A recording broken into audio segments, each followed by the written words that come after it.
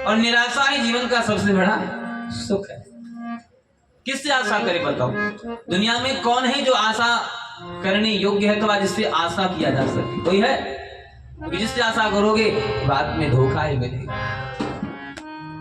भागवत में कथा ही है वैश्या की, 24 गुरुओं की कथा है ना, आप लोगों ने भी सुना होगा, जानते इस प्रसंग। उसमें कथा आती है वैश्या की,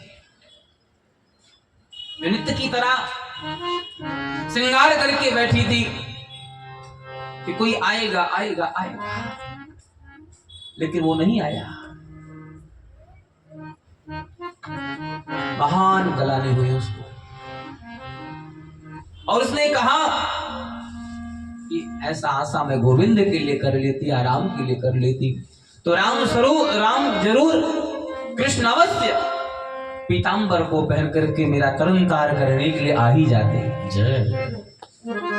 ये आशा, ऐसा आशा करना चाहिए। संसार में आशा करनी हो कि कोई नहीं, परमात्मा को छोड़ करके। इसलिए कहते हैं कहो उसी से जो कर दे खुशी से, और कहे ना किसी से, उसी से कहो।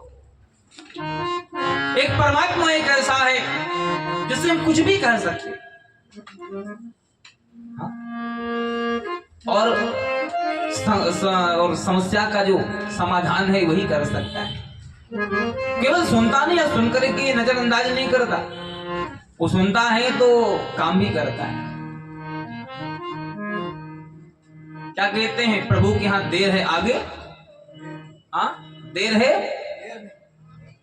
पर रामचरितमानस में तो लिखा है कि प्रभु के यहाँ अंधेरे ही नहीं है, तत्काल प्रभु फल देते।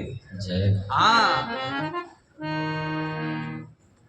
आप संतों की सभा में आइए तो, संतों की सभा में डुबकी लगाइए तो तुरंत आपको तत्काल फल मिलेगा। हाँ, ये गोस्वामी जी की पंक्तियां हैं, सत्संग का तत्काल फल मिलता है, क्योंकि एक सत्संग ही एक माध्यम है परमात्मा से जुड़ने का। ना हम बसामि वैकुंठे योगिनां हृदय च मद्भक्ता यत्र गायन्ति तत्र तिष्ठामि नारद। भगवान वही है जहां उनका कीर्तन होता है, जहां उनका भजन होता है, जहां उनकी चर्चाएं होती हैं, जहां उनकी लीलाओं का गायन होता है, परमात्मा वही है। महादेव ने अवतार के कारण बताए हैं। राम जन्म के 6 कारण रामचरितमानस में बताए गए। कितने कारण? जोर से बोले पीछे वाले भी। हाँ, पर 1-2 ही कारण की कथा सुनाई है। जन्म एक कहूं बखानी,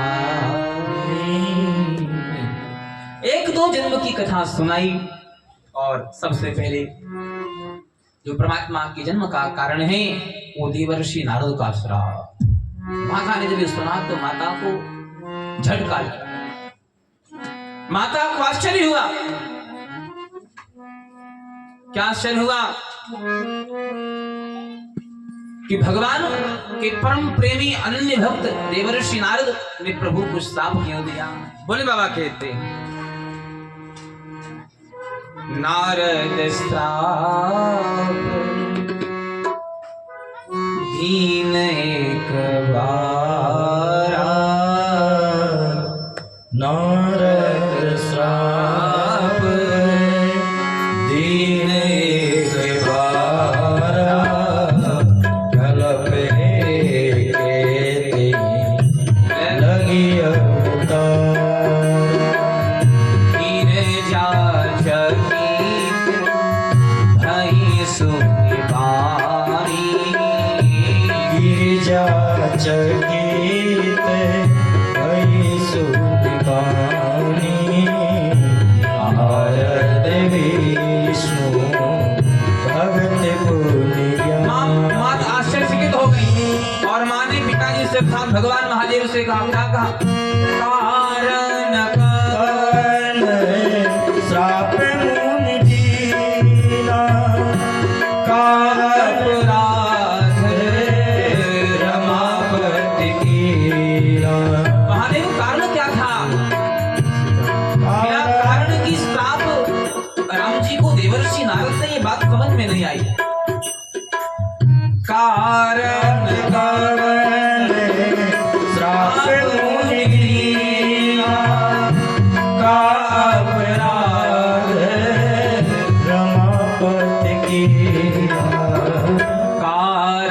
कवन श्राप मुनि दीना, कारण कवन श्राप मोहि दीना, का अपराध रमापति कीना, का अपराध रमापति कीना। बोलिए शंकर भगवान की जय।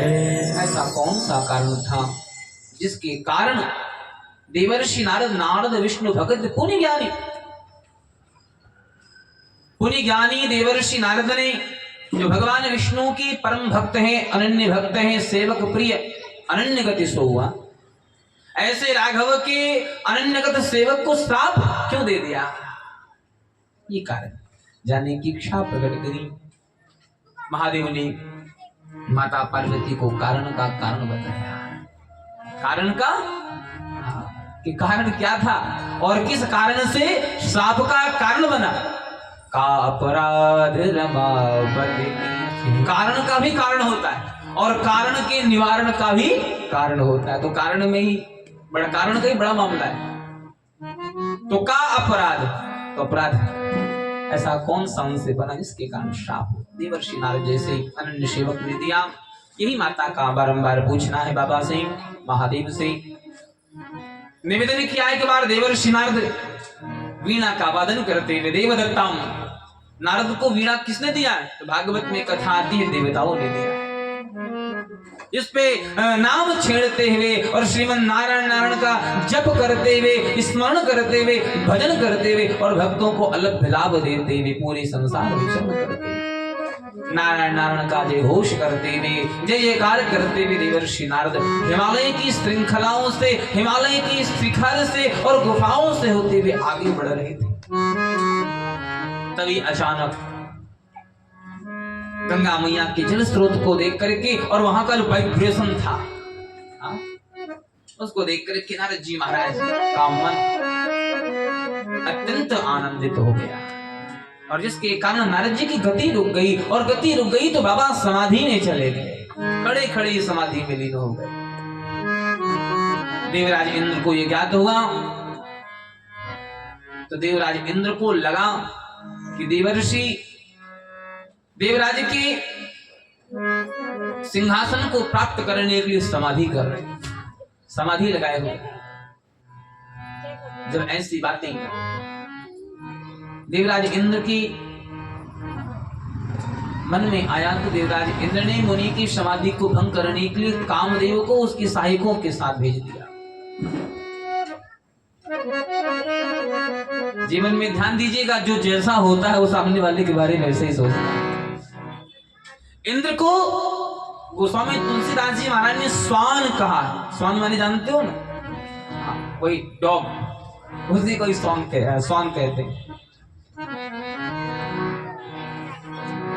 इंद्र कामी इसलिए काम के बारे में सोचता, कामी काम के बारे में सोचता, लोभी लोभ के बारे में सोचता, धनार्थी धन के बारे में सोचता। वैसे ही देवराज इंद्र ने बाबा के बारे में, देवर्षि नारद के बारे में सोच लिया। कहीं ऐसा तो नहीं उनकी समाधि हमारे सिंहासन को प्राप्त करने के लिए हो रही है। कामदेव जी को भेजा।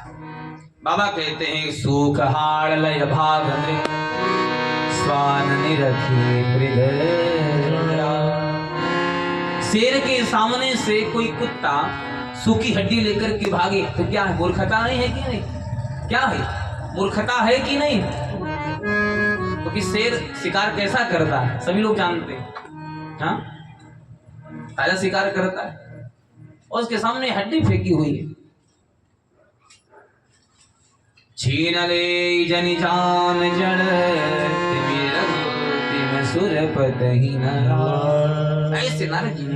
ऐसे नारद जी के बारे में इंद्र ने सोचा। देवर्षि नारद ब्रह्मचारी है, वो विचरण करते हैं, उनको राजपाट से क्या लेना देना है। पर इंद्र के मन में ही आ गया। किसके मन में क्या जाए थोड़ी सामने वाला समझता है। मन है, किसी के मन में कुछ भी आ सकता है। सोचने के लिए कुछ भी सोचा जा सकता है, क्योंकि सोचने के लिए हर व्यक्ति मुक्त है, देखने के लिए हर व्यक्ति मुक्त है। महाभारत में एक प्रसंग आता है, पांडव और कौरव ये दोनों भगवान श्री कृष्ण के पास गए हैं सहायता मांगने। एक तरफ नारायण की नारायणी सेना और दूसरी तरफ नारायण अकेले। कौरव और पांडव दोनों पक्ष के लोग पधारे। दुर्योधन और धर्मराज। परमात्मा ने कहा एक और हमारी नारायणी सेवा और एक और मैं अकेले। और उसमें भगवान ने संकल्प लिया था कि मैं युद्ध में अस्त्र नहीं उठाऊंगा। तो भगवान सहायता कर दे। इससे पूर्व भगवान ने दोनों को कहा कि पूरी धरती घूम करके आओ। कि घूम करके आओ, इस संसार में देख करके आओ कौन कैसा है, इस पृथ्वी पर कौन कैसा। परमात्मा ने भेजा। कौरव की ओर से दुर्योधन आए हैं। दुर्योधन पूरा संसार घूम करके आए। भगवान ने कहा दुर्योधन क्यों, धरती पर कैसे कैसे लोग हैं। दुर्योधन ने कहा प्रभु एक भी व्यक्ति अच्छे नहीं, सब बुरे हैं, सब बुरे हैं, कोई अच्छा नहीं। भगवान ने कहा धर्मराज अब आपकी बारी, आप घूम करके पूरी पृथ्वी का भ्रमण करके चक्कर लगा करके। और जब धर्मराज गए हैं पूरे संसार का, पूरी धरती का चक्कर लगा करके जब आए हैं, भगवान ने कहा क्यों धर्मराज धरती पर कैसे लोग हैं। तो धर्मराज ने हाथ जोड़ते हुए कहा प्रभु सब अच्छे हैं, कोई बुरा नहीं। तो नजर को बदलोगे नजारे बदल जाएंगे, और सोच को बदलोगे तो सितारे बदल जाएंगे। जैसी जिसकी दृष्टि वैसे उसकी सृष्टि। बोले शंकर भगवान की जय।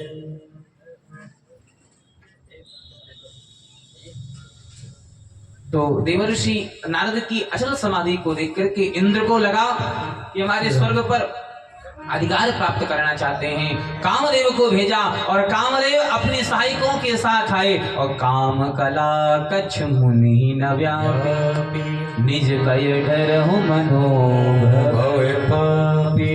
काम ने अपने सहायकों के साथ ऋषि के मन में क्षोभ करने के लिए बहुत आयास प्रयास और प्रयत्न की श्रृंखला लगभग बना करके रखी, पर सारा आयास प्रयास काम का व्यर्थ हो गया। काम बाबा क्या कहते, काम कला कछ मुनि न व्यापी। कल आपने सुना था जब शिव की समाधि को भंग करने के लिए कामदेव जी को भेजा गया तो शिव पर काम का कोई प्रभाव नहीं चला। क्यों? क्योंकि जहां राम तहां काम नहीं, और जहां काम नहीं, जहां काम वहां राम नहीं, और जहां राम तहां काम। मुनि के हृदय में राम है तो काम का कैसे प्रभाव चल सकता है। देवर्षि नारद भगवान श्रीमन नारायण प्रभु का चिंतन कर रहे हैं। ध्येयं सदा परिभवमभीष्ट। भगवान के उस पावन चरणारविंदों का जो तीर्थ को तीर्थ बनाने वाला है, हाँ? ऐसे पवित्र पावन चरणारविंदों का चिंतन कर अंतगत्वा कामदेव अपने सहायकों के साथ आकर के और देवर्षि नारद के चरणों में क्षमा याचना करी। देवर्षि नारद ने कामदेव को आशीर्वाद देकर के विदा किया। भयहुन नारद मन कछुरोष, कहि प्रिय बचन काम परितोष। और नारद जी महाराज इस प्रकार कामदेव पर विजय श्री प्राप्त करके महादेव के पास चले। तब नारद गवने से पानी, तब नारद गवने शिव पाहि। तब नारद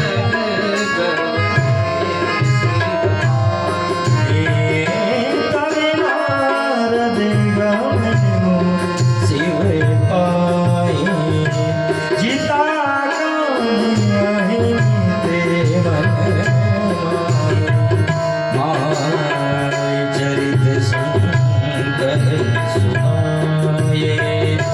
अति प्रिय जाने मैं सिखाए, मारी चरित संकरण सुनाए।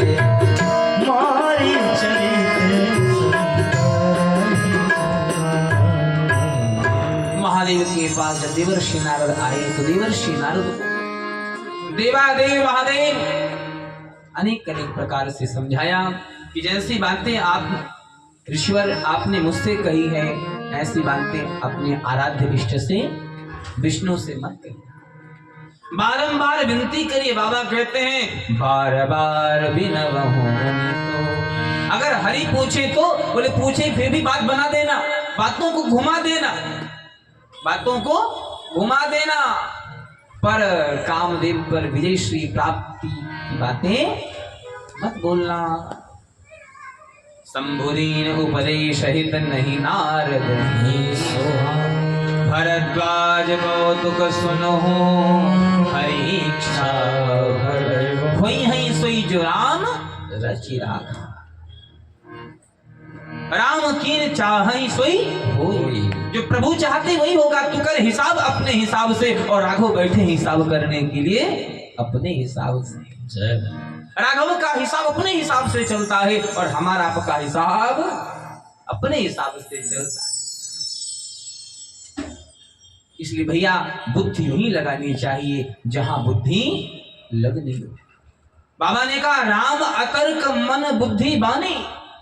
राम जी मन बुद्धि वाणी से परे है। राम जी के ऊपर लोग दुनिया की बातें लेकर के बुद्धि कास्ट और तमाम बातें करते हैं। तो बुद्धि वहीं लगाइए जहां बुद्धि लगाने की जरूरत है। राम अतर्क बुद्धि मन वाणी, परे है राम जी।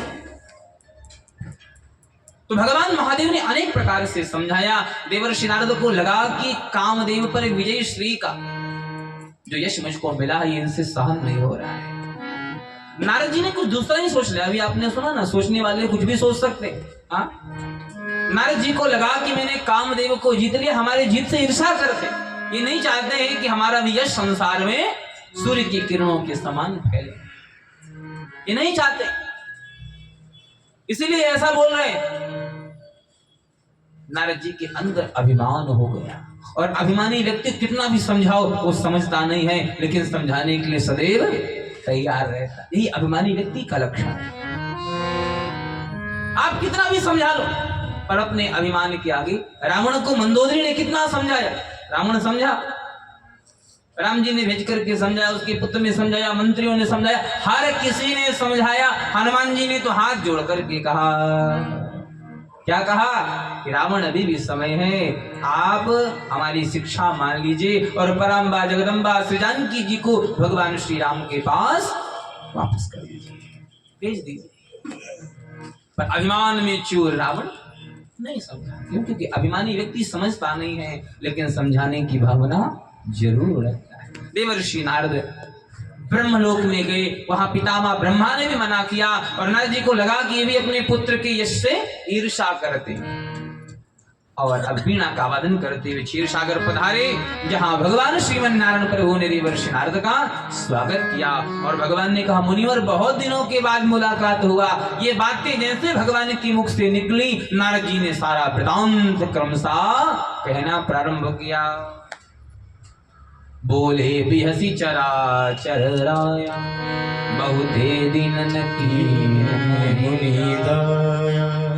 नारद कहूं सहित अभिमाना, अभिमान से पूर्ण, अभिमान से युक्त, अभिमान से भरकर के श्री नारद जी भगवान राम, भगवान नारायण को लगे अभिमान का परिचय देने।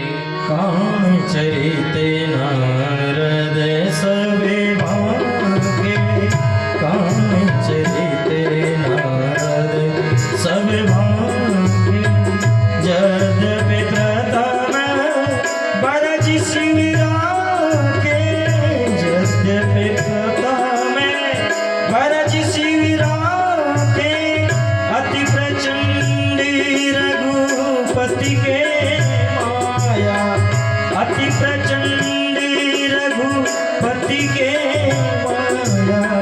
यही न मोहि रस को जग जाया, यही न मोहि रस को जग जाया, रस को जग जाया, रस को। देवर्षि नारद ने अभिमान से भरकर काम चरित सब भगवान महादेव की मना करने पर, पितामह ब्रह्मा की मना करने पर भी भगवान विष्णु को सुना दिया। भगवान विष्णु को लगा कि हमारे शिष्य के हृदय में अहंकार का बीज अंकुरित हो गया।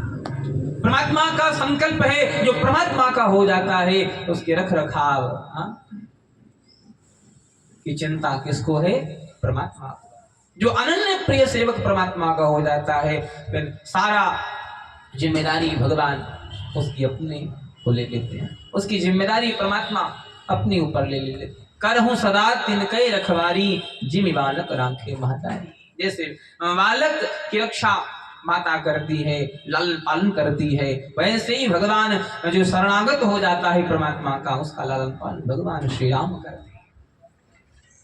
भगवान को लगा कि नारद जी के मन में अहंकार, जो ठीक बात नहीं,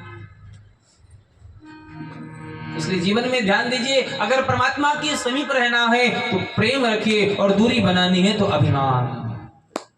परमात्मा को सब कुछ प्रिय है, पर परमात्मा को मोही कपट छल छिद्र न भावा। अभिमान से जो रहित होता है वही परमात्मा को प्राप्त करता है, और अभिमान से जो युक्त होता है वो परमात्मा का कितना भी खास क्यों ना हो, उसका हाल ऐसे ही होता है जैसा नारद जी का होने जा रहा है। भगवान को लग गया, पूर्ण विश्वास हो गया कि नारद के मन में अहंकार का बीज अंकुरित हो गया। भगवान का संकल्प है पन हमारे सेवक हित का। और यहाँ पर देवर्षि नारद ने सारी बातें भगवान से कही।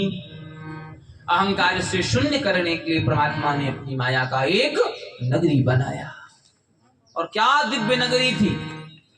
और उस नगरी के राजा का नाम था शीलनिधि। उनकी एक कन्या थी जो भगवान की माया ही थी, विश्वमोहनीता सुकुमारी। लक्ष्मी भी देख करके मोहित हो जाए, ऐसा सौंदर्य का स्वरूप प्राप्त उस कन्या को था, सौंदर्य की स्वरूप थी। तो नारद जी उस माया को देख करके, उस नगरी को देख करके और चले।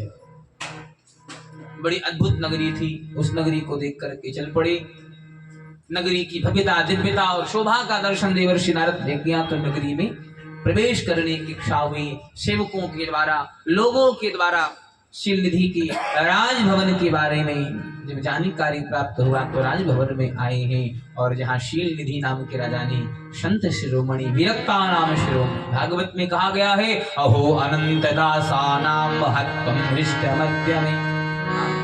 अनंत अनंत ब्रह्मांड के नायक परमात्मा की अनन्य प्रिय सेवक, अहो नारद धन्योसी विरक्ता नाम शिरो, विरक्तों के सिरमोर।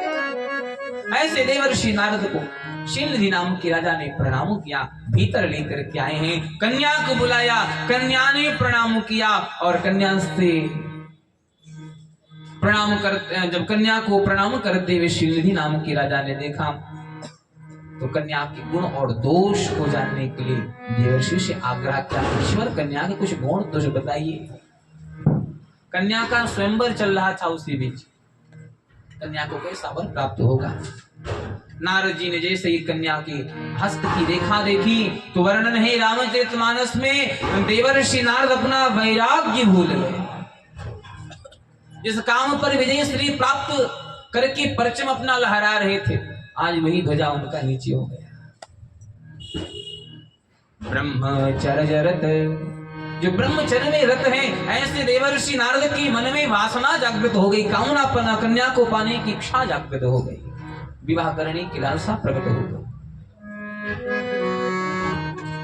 ये कौन कर रहे हैं? भगवान राम कर रहे हैं। क्यों कर रहे हैं? क्योंकि भगवान कहते हैं जो मेरा अनन्यगत सेवक हो जाता है, न मैं भक्त्या प्रणश्यति, अभिमानी व्यक्ति का विनाश हो जाता है। और उसके प्रमाण बोले कंस और रावण। द्वापर में कंस और त्रेता में रावण, जिसने अभिमान किया उसका पतन हो गया। तो भगवान का संकल्प है जो शरणागत भक्त है उसका मैं नाश होते हुए नहीं देख सकता, न मैं भक्त्या प्रणश्यति। इसलिए भगवान ने से लीला रची। मोहनी को देख करके देवर्षि नारद अपने आप को भूल गए, और जो गुण कहना था वो गुण छुपा लिया, और जो गुण नहीं कहना था उसको प्रकट रूप से कहने लगे। जो उस कन्या से विवाह करेगा वो अजर अमर हो जाएगा। ऐसे ऐसे गुण को कहते हुए और देवर्षि नारद ने उस कन्या को प्राप्त करने के लिए दौड़ पड़े। किसकी ओर? बोले भगवान की ओर दौड़ पड़े। देवर्षि नारद ने विचार किया कि स्वयंवर में इतने सुंदर सुंदर राजकुमार आ रहे हैं, और यदि मैं सबसे सुंदर होकर के वहां पर पहुंच जाऊं तो निश्चित ये कन्या मेरे गले में जयमाल डाल दे। ऐसे भाव और भावना को लेकर के देवर्षि ने विचार किया कि इस समय कुछ जब तक नहीं हो सकता कि जब तक से सुंदरता प्राप्त की जा सके, क्योंकि रामायण में गोस्वामी तुलसीदास जी महाराज कहते हैं, तपते अगम न कछु संसार। तपस्या से संसार में कुछ भी प्राप्त किया जा सकता है। पर देवर्षि नारद विचार करें, अगर मैं तपस्या में लग जाऊंगा तो कन्या हाथ से जप तप कछु न हो, यद्यहि ना हे विधि विनय कवन विधि बुद्धि में युक्ति सूझी। एक कार्य करता हूं, अपने इष्ट देव के पास चलता हूं और वही कोई सहायता कर सकता। जब सेवक संकट में फंसता है तो सहायता स्वामी करता है। देवर्षि ने विचार किया कि परमात्मा से श्रेष्ठ हमारे बारे में कोई सोचने वाला और हमारा हितकारी हितकर कोई नहीं है, अतएव मैं परमात्मा के पास ही चलता हूं। पुनः विचार होगा कि जाते जाते देर हो जाएगी, कहीं ऐसा ना हो कन्या किसी राजकुमार के गले में जयमाल दे दे। एक कार्य करता हूं, हरि सर्वत्र विद्यमान है, यहीं पर मैं उनका चिंतन कर लेता हूं, यहीं पर मैं इनको स्मरण कर लेता हूं, यहीं पर मैं उनको स्मरण करता हूं। और ऐसे भाव के साथ देवर्षि ने भगवान को स्मरण किया और भगवान प्रकट हो गए। भोले भक्त वत्सल भगवान की जय। और देवर्षि नारद ने भगवान से उनका स्वरूप मांगा है। भगवान कुछ समय के लिए अपना स्वरूप दे दीजिए। हरि सन मांगहु सुंदर, जिससे हमारा कल्याण हो। सीताराम सीताराम सीताराम जय सीताराम सीताराम सीताराम सीताराम सीताराम सीताराम सीताराम सीताराम सीताराम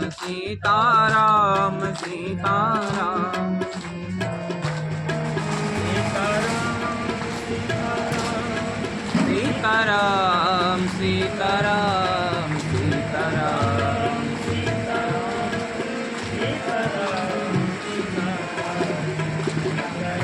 जय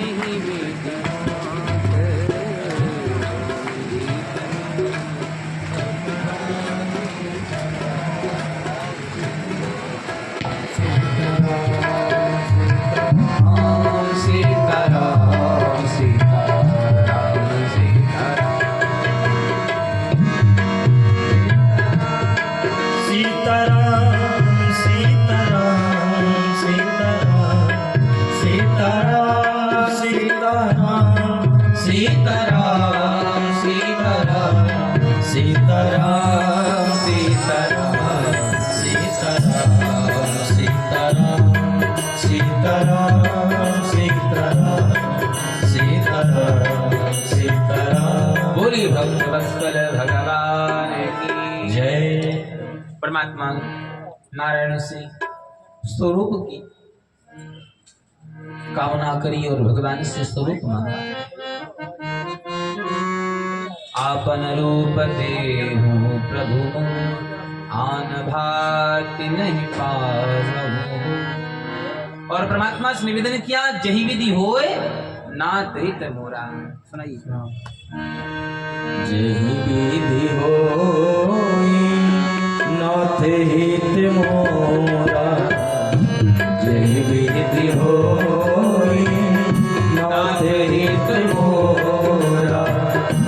करहूं सुबेगे करहूं सुबेगे दास मैं तोरा।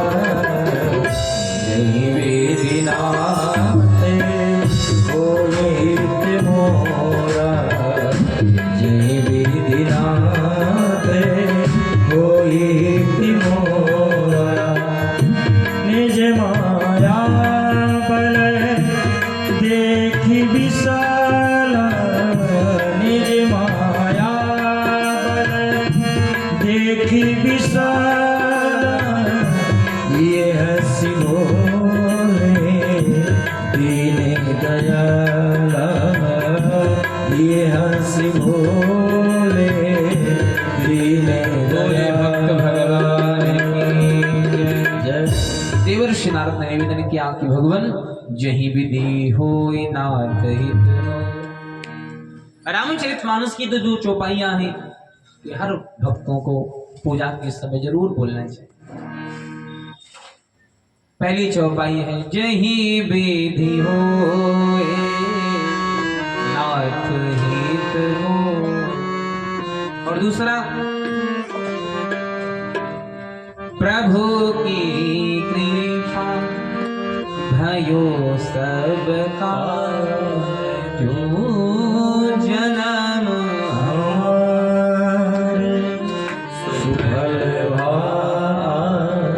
ये दो चौपाइयां ये जीवन की तो बहुत बड़ी सूत्र है। तो इन दो चौपाइयों को अपने पूजा में मिलाइए। जब अपने घर में स्थित देवताओं का पूजन करने जाते हो तो ये दो चौपाइयां जरूर। और प्यारे बनना है तो कृतज्ञ नहीं बनना है, कृतज्ञ बनना है। किसी के एहसान को मत भूलिए। जो एहसान को भूल जाता है वो कृतज्ञ होता है, और जो एहसान को भूलता नहीं है, एहसान पे एहसान किए जाता वो कृतज्ञ होता है। परमात्मा उस पर बड़े प्रसन्न रहते हैं। परमात्मा की प्रसन्नता का कारण यही है कि अगर किसी व्यक्ति ने आपके साथ कुछ कर दिया, समाज में देखा जा रहा है जो व्यक्ति हेल्प करता है, हेल्प का नेचर रखता है, उसको मूर्ख समझा जाता है। पर मूर्ख आनंद, ऐसी भावना रखना ही मूर्खता है। इसमें राम की कथा के